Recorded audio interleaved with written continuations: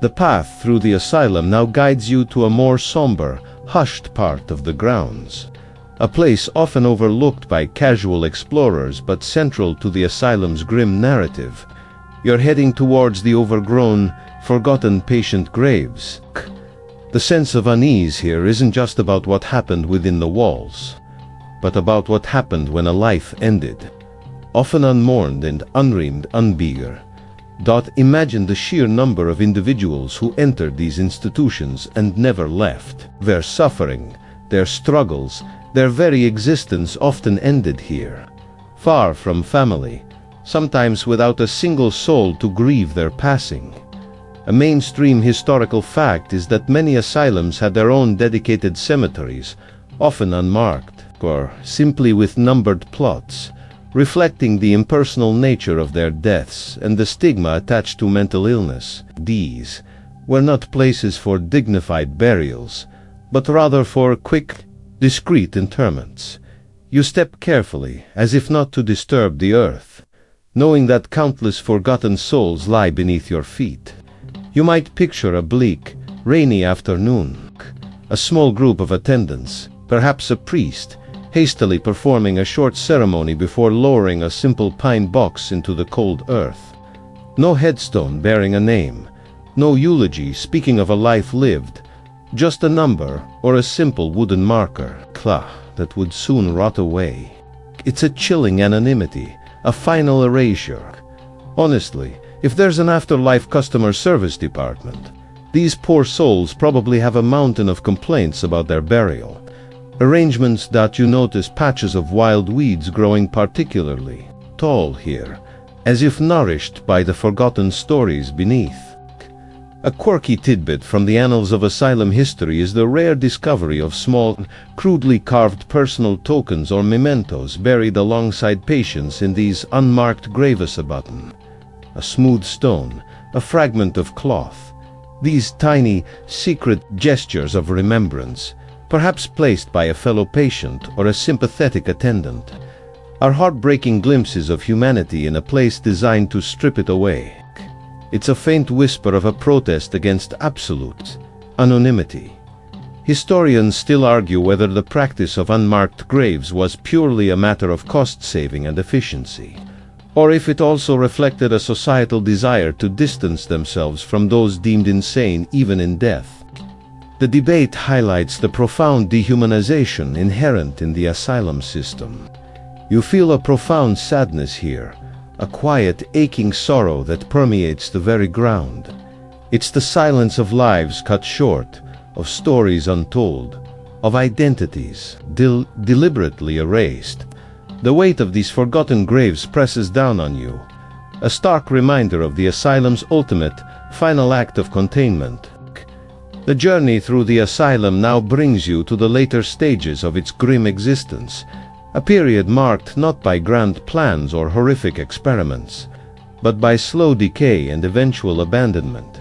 You enter a vast hall, perhaps a recreation area, or a dining hall, but it's utterly desolate.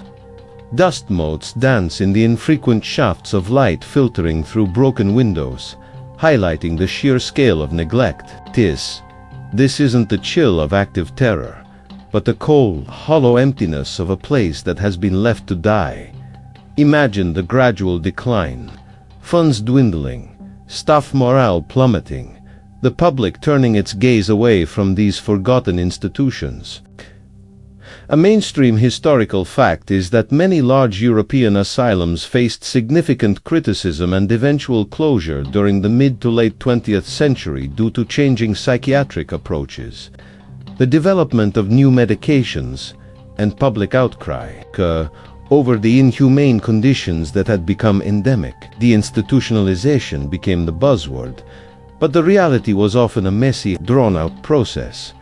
You can almost hear the dwindling number of patients, their shuffling footsteps echoing in increasingly empty corridors. The machinery of care grinds to a halt, leaving behind only the shell of what it once was. Perhaps the last patients were transferred to smaller, more modern facilities, or simply discharged into communities ill-equipped to support them. It's a sad, quiet end not with a bang, but with a whimper of neglect. Honestly, the level of abandonment here makes my personal procrastination habits look incredibly efficient. You notice peeling paint, crumbling plaster, and gaping holes in the ceiling through which you can glimpse the sky. Nature is reclaiming its territory, vines creeping through shattered windows, birds nesting in forgotten alcoves. A quirky tidbit about some asylums during their final years is the sheer volume of patient files and personal effects that were simply abandoned or hastily disposed of, left to rot in basements or attics.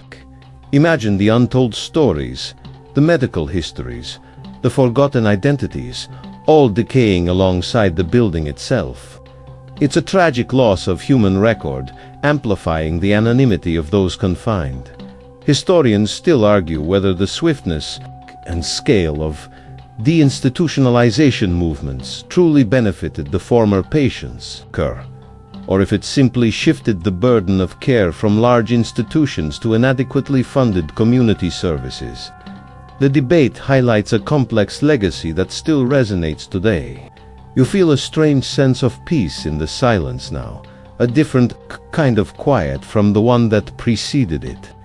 It's the peace of a long-suffering entity finally being allowed to rest, even if that rest is in decay.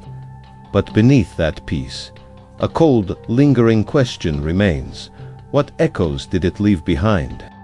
The asylum's silence, once filled with the ghosts of suffering, is now often punctuated by the crunch of footsteps, not of patients or staff, but of urban explorers, drawn to its decay. You find yourself navigating through shattered glass and fallen debris, the very air thick with the dust of collapse. This is where the historical horror meets modern fascination, but not without its own set of chilling risks. Imagine the allure, the thrill of stepping into a forbidden, forgotten world, untouched for decades.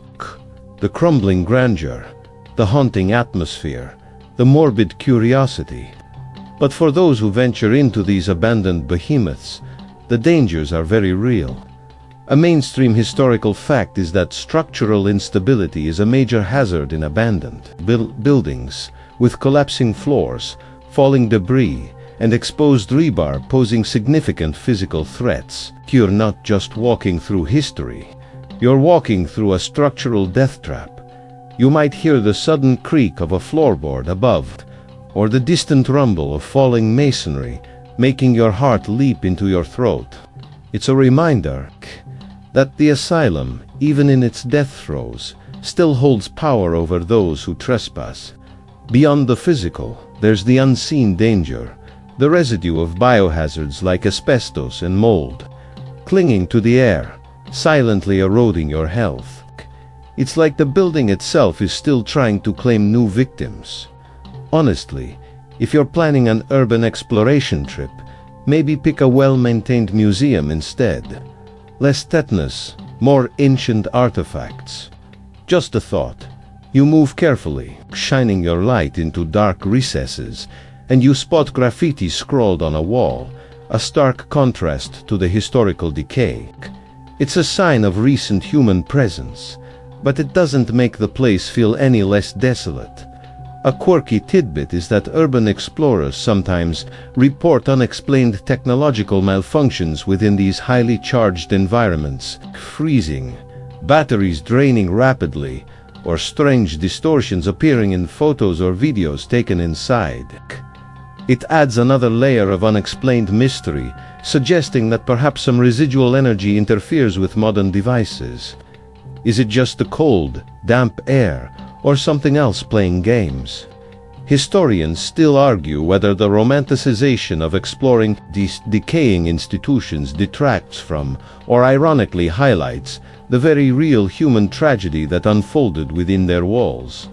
The debate revolves around respecting the memory of those who suffered versus the impulse to document and experience forgotten history firsthand. You feel a strange sense of being watched, not by another living soul, but by the silent, brooding presence of the asylum itself. It tolerates your presence, for now, but its crumbling walls seem to whisper a warning. You move deeper into the heart of the asylum, where the sense of lingering torment becomes almost overwhelming. This isn't just about general suffering.